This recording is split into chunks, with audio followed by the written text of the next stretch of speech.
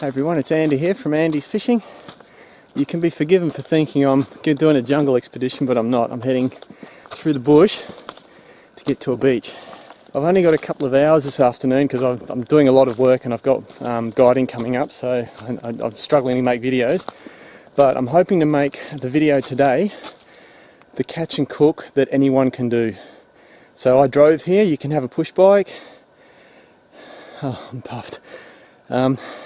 I'll talk you through how I fish as I go along, because I think you can do this anywhere in the world as long as you know what species you're after and how to fish for them, except maybe where there's a desert that meets the ocean or something like that.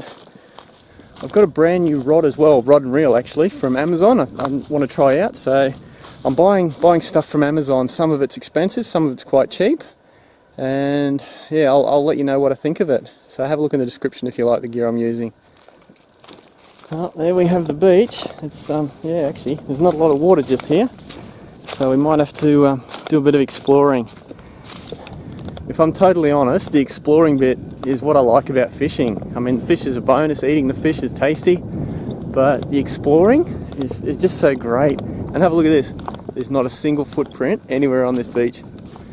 You just go that little bit further. I looked at Google Earth, picked an area that had road access near it. Like I had to walk almost a kilometre through the bush there to get here.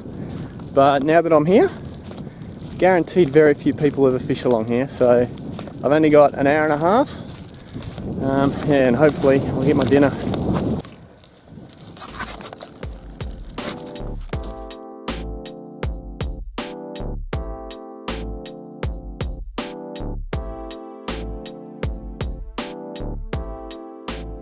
Just walking through the rocks here, and I heard something under a rock. Not a big rock. He's under here. I'm going to say it's a small mud crab. Oh, there he is. He's gone down the back. There he is. You're going to have to grow up a little bit before I can eat you, hey? Alright, let's go get some fish. When I looked at Google Earth, it didn't seem like the tide was going to be that far out, but I guess it's spring tide.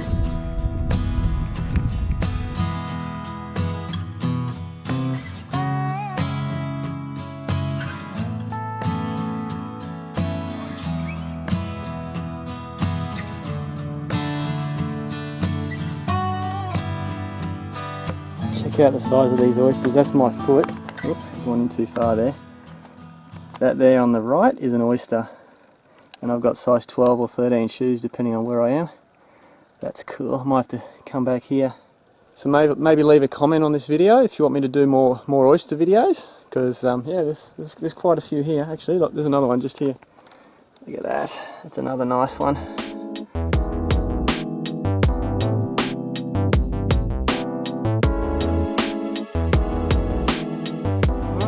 Made it to some deeper water.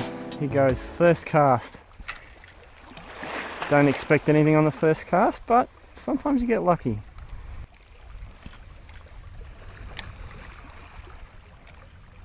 Ooh, got him, yes. Oh, a couple little nibbles there. Oh, Trevally it is. Oh. Now these guys don't actually have a size limit. Oh. Well, I'm torn. I think I'll let him go.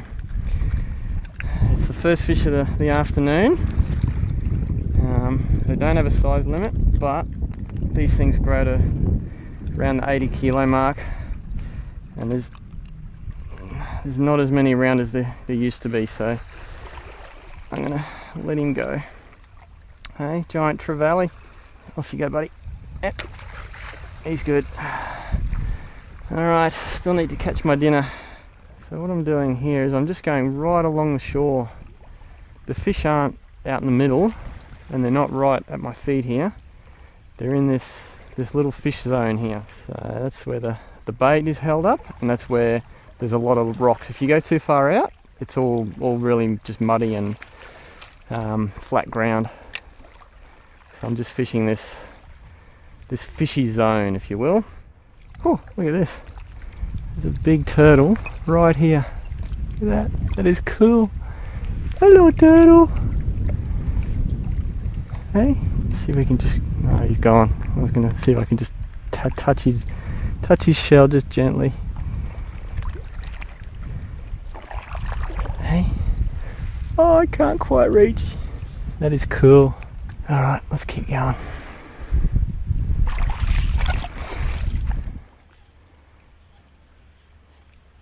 Yes. What have we got? Baby coral trout. Hey, I thought that other one was a coral trout. Oh, he just spat out his dinner. Look at the colours on him. Aren't they beautiful? Hey, need to be about twice that size before I can eat you. So we'll let you go right here. Off you go. Ooh. And this is what they've been eating. There's a lot of, this is a little herring, and there's a lot of those guys just right in amongst the rocks here. So there's definitely no shortage of food.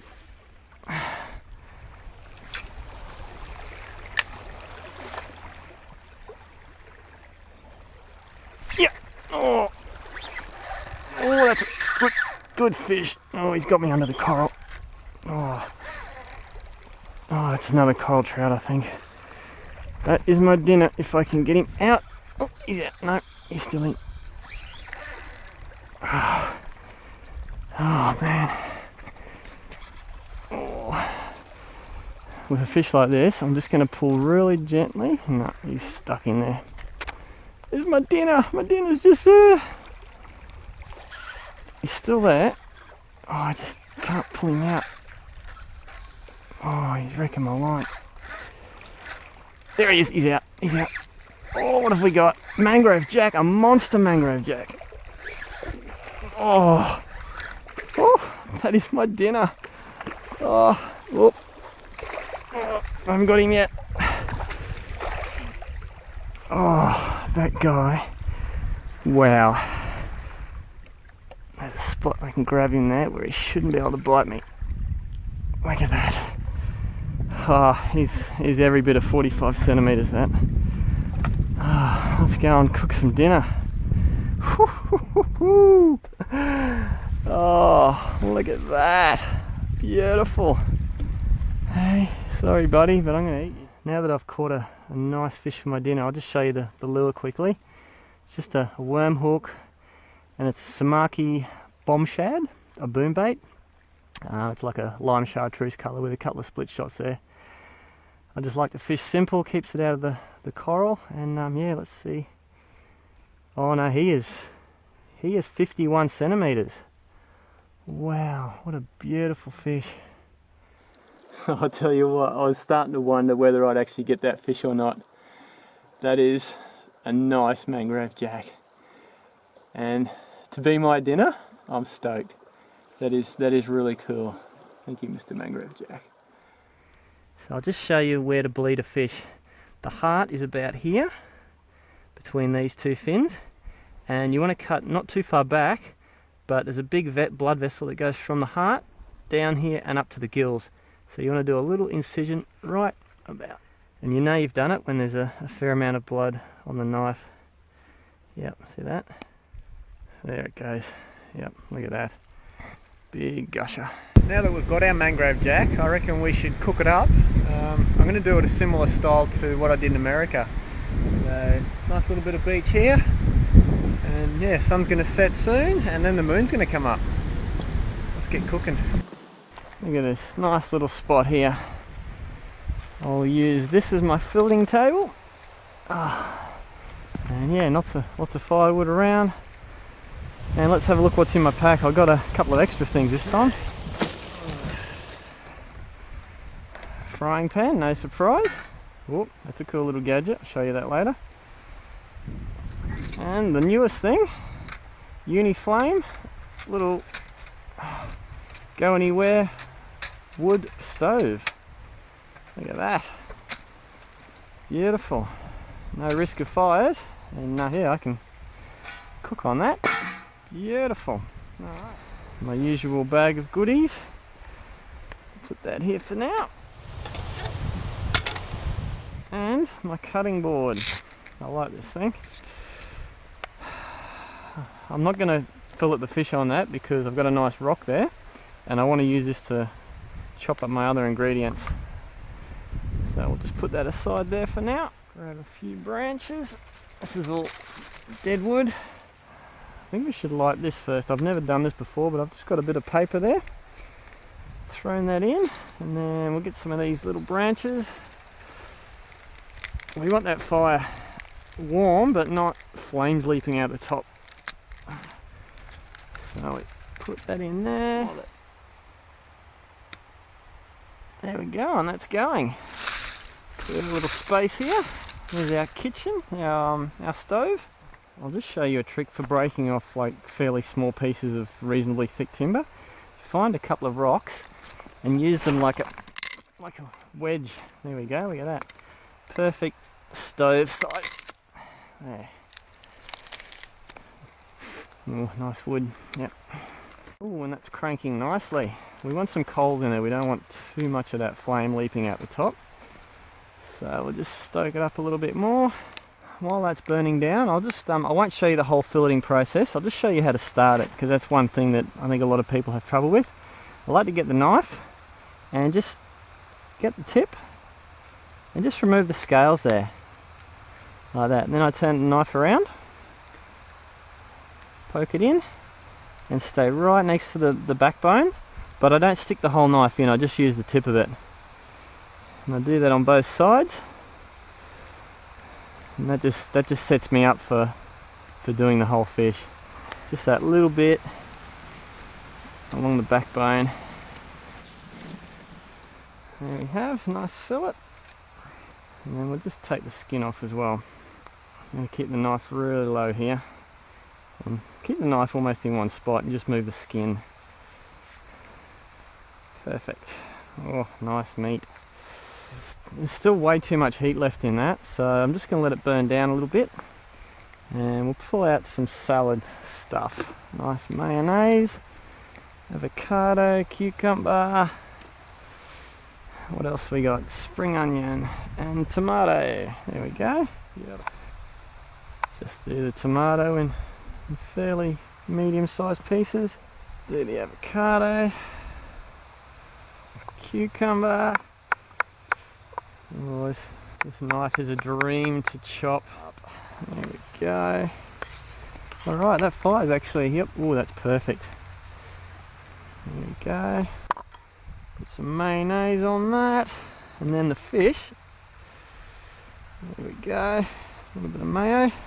Fish we're going to do in a cheese coating. And I know what you're thinking. Fish and cheese don't go well together. Well, I beg to differ, they do. This is Colby cheese.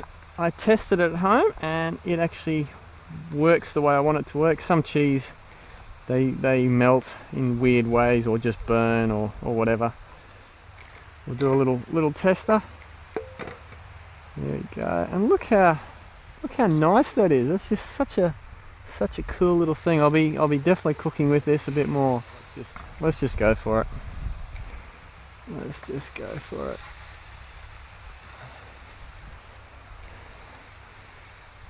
Almost forgot the spring onion.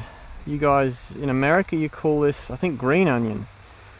It's going to roll down the hill, so let's put it straight in the plate.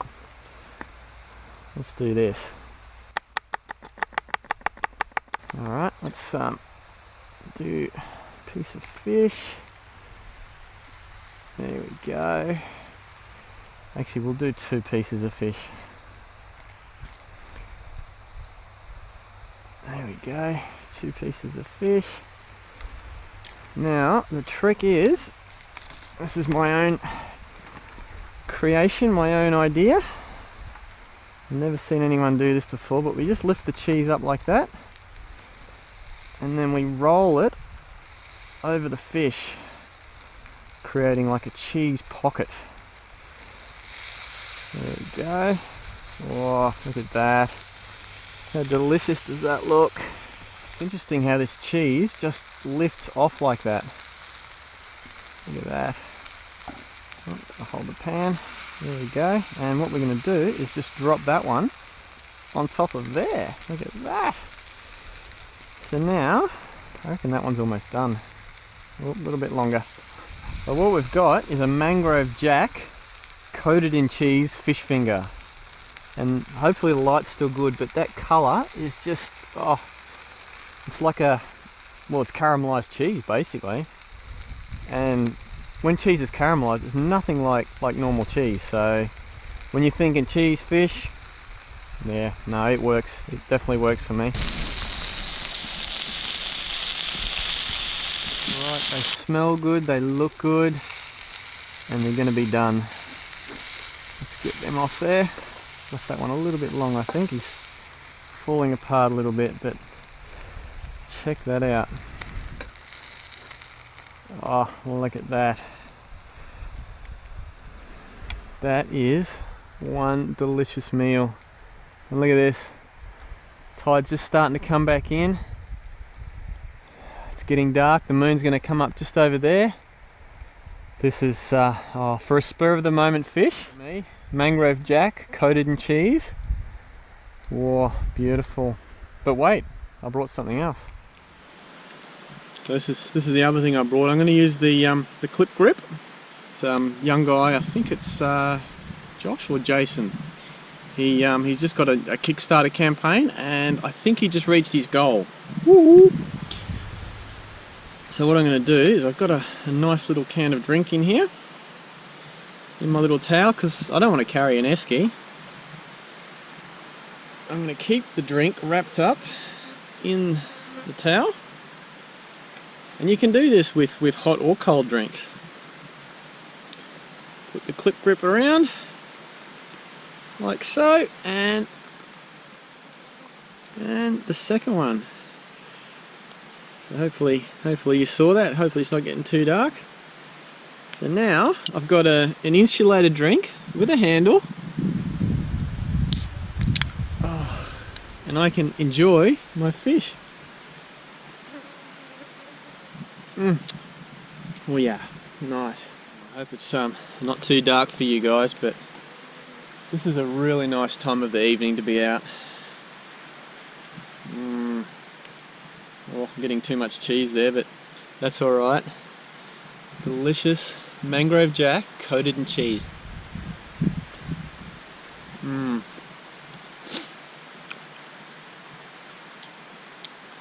It's like a seafood pizza, really. What a great place. It's going to be a walk back in the dark, but I don't mind. This is my dinner. I caught a monster Mangrove Jack, cooked it up in this nice little stove, it's actually still glowing. That's nice. So I've got a little stove fire, and it's safe, you know. It's a wood burning stove. That's what it is. I started making these videos because I loved fishing and I wanted to do something I loved. But over the years, I've been doing this for 5 years now, I've realised I've become, I guess, a role model, maybe even an ambassador or something. And I was thinking the other day, I was sitting on my veranda having my morning cup of tea. I'm an ambassador, I'm a role model. But when you guys go out fishing, you can do the same thing. You're a role model to others.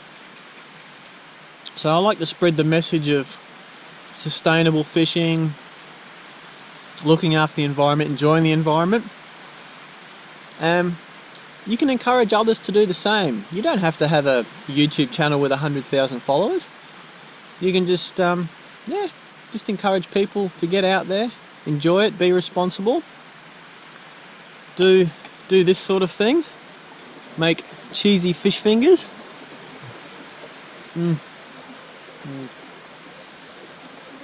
Enjoy life, slow down, and just have a good time. I'll catch you guys next time. I'm going to stick around and watch the moon rise. Can't be too far away, it's actually full moon.